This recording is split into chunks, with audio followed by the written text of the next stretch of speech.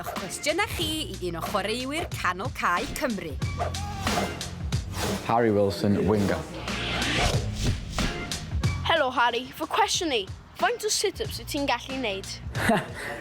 Not many when we do gym at our clubs. Yeah, that's part of the core routine, so we usually do set to 20. So yeah, I'm not sure I could do too many more.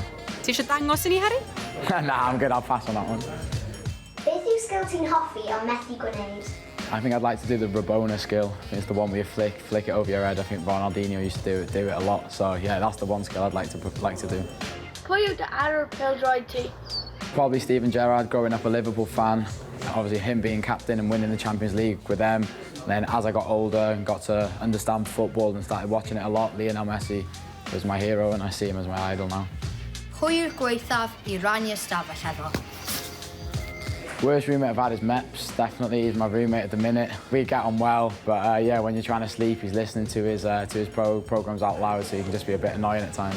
Pwy sy'n mwyaf falle affasiynol yn y tîm? Oh, I'd say least fashionable again is Meps. I think some of the gear he comes in, especially at our club as well, is questionable. I'd say most stylish. Yeah, I'd like to put myself forward. I think my gear can be quite good, but yeah, I haven't really seen a lot of the lads' natural gear because we're always in our Wales tracksuits. Pwy yw'r chwaraewr FIFA gorau tîm Cymru?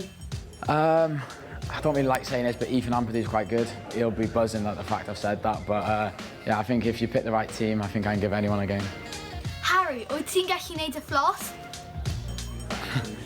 No, I can't do the floss. I play a lot of Fortnite, so my character on that can do it, but yeah, I haven't got the moves to do that one.